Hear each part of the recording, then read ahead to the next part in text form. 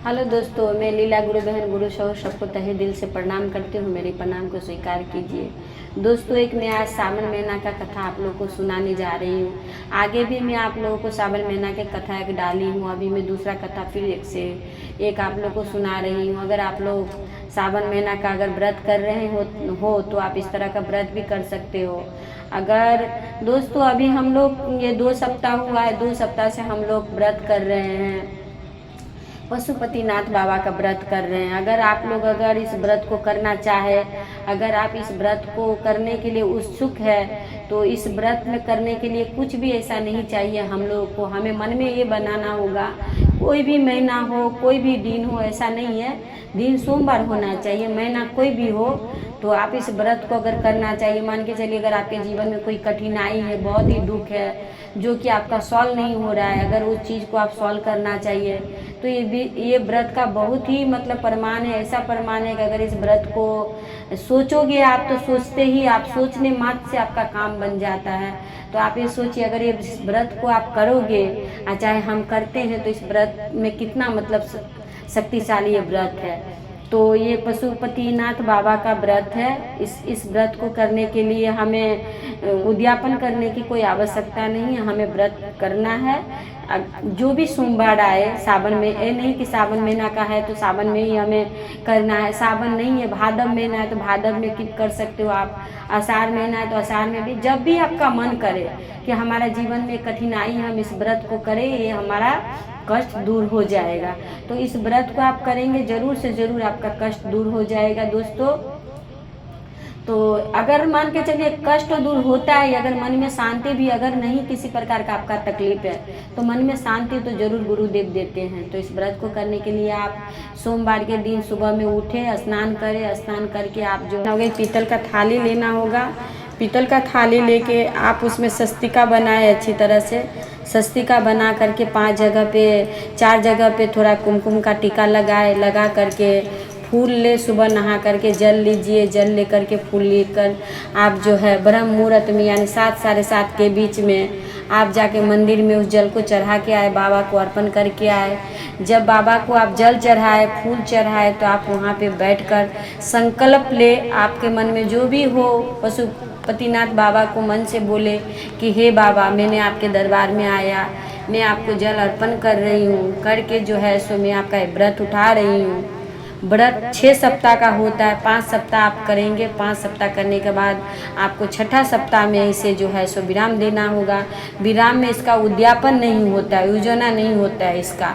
आप जाकर जिस तरह से व्रत कर रहे होंगे उसी तरह से व्रत करेंगे। छठा जो सोमवार आएगा उसमें आप मंदिर जाओगे, जा करके 108 कोई भी चीज़ आप उस दिन अर्पण कर सकते हैं बाबा का। जिस दिन छठा सोमवार होगा 108 चीज़ हमें अर्पित करना है।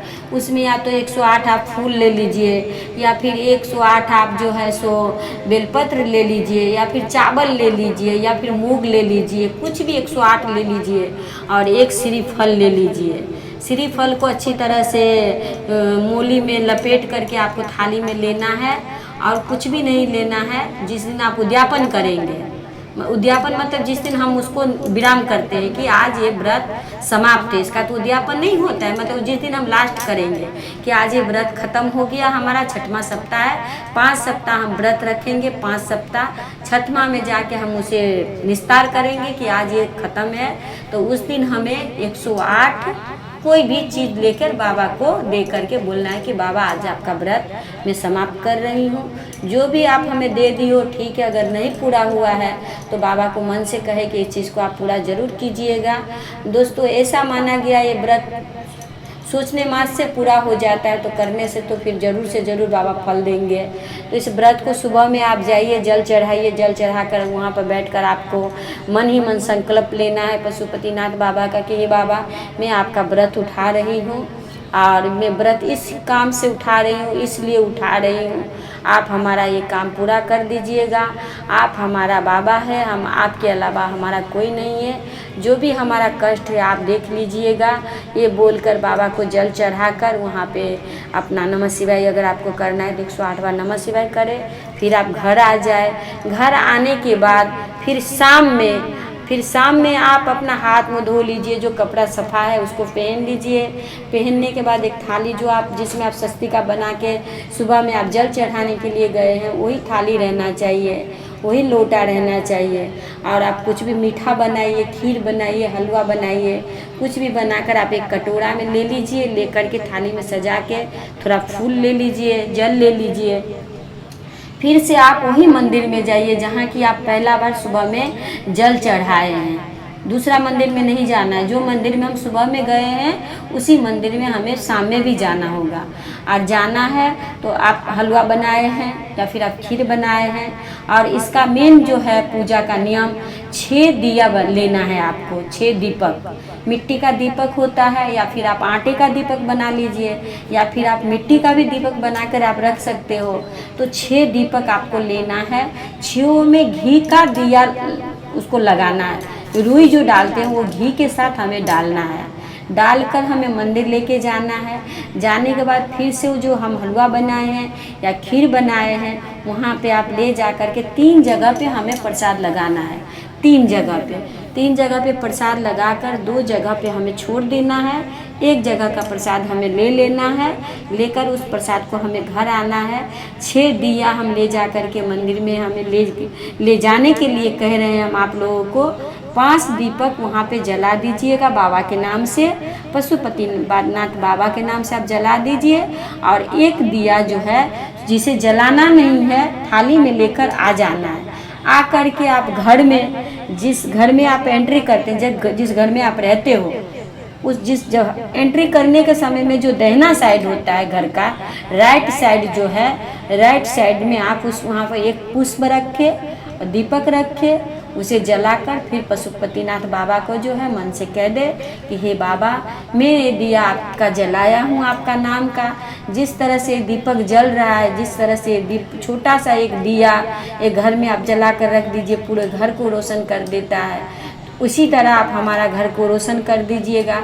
इस तरह का भाव, इस तरह का प्रेम लेकर आप दिया जलाकर घर में आ जाए। यही है पशुपतिनाथ बाबा का व्रत। अगर आप करेंगे तो आपका ज़रूर से ज़रूर कामना पूरा होगा। दोस्तों मैं कर रही हूँ, मेरा जो भी है महादेव तो करेंगे ही, लेकिन मेरी एक फ्रेंड है यहीं पे पास में रहती है, बहुत ही उनके जीवन में कष्ट था, बहुत ही दुख था उनके जीवन में। मैं गुरु चर्चा में गई थी तो वो बोली थी कि मेरा जीवन में बहुत तकलीफ है, तो मैं उनको बोलकर आई थी कि आप इस व्रत को करिए, आपको करने से आपका जो सब कुछ ठीक हो जाएगा। प्लस दोस्तों मैं भी गई थी मंदिर, तो मैं बोली थी बाबा को कि बाबा वो गुरु बहन का जो भी कष्ट है आप उनको ठीक कर दीजिए पशुपतिनाथ बाबा। वो व्रत करे न करे पर मैं तो कर रही हूँ, मैं अपने लिए भी मांग रही हूँ, मैं उनके लिए भी मांग रही हूँ, आप उनको ये चीज़ जो है सो ठीक कर दीजिए। दोस्तों दूसरा सप्ताह में दीदी मेरे को फ़ोन की कि मैं ये व्रत रह रही हूँ, इस व्रत को किस तरह से करना है मैं उनको बता दी। वो व्रत की गुरु बहन करने के बाद जो है दोस्तों जिस दिन वो व्रत रही है, मतलब सावन का पहला सोमवार वो गुरु बहन रही है, उससे पहले मैं दो सोमवार व्रत की हूँ, उनका फर्स्ट है। तो वो जिस दिन व्रत की आप मान कर चलिए उसी दिन उनका काम जो भी रुका था, बहुत बड़ा काम उनका रुका था, उसी दिन उनका पूरा होता है। और 10 बजे रात में जा कर के वहाँ पे जो भी उनको फॉर्मेलिटीज़ पूरा करना था वो करके आई। और वहीं से मेरे को फ़ोन की कि दीदी वहाँ से मैं आपको कॉल कर रही हूँ। बहुत ही पशुपतिनाथ बाबा का कृपा है और मैंने व्रत किया आपके कहने पे और हमारा काम आज ही हो गया। तो देखिए कितना बड़ा कृपा है हमारे गुरुदेव का, हमारे महादेव का। इस तरह का भाव आप लोग भी करना चाहे तो कीजिएगा। अगर अच्छा लगे तो आप लोग ज़रूर बताइएगा। मैं गुरु शहो फिर से तहे दिल से आप लोग को प्रणाम करती हूँ। मेरे प्रणाम।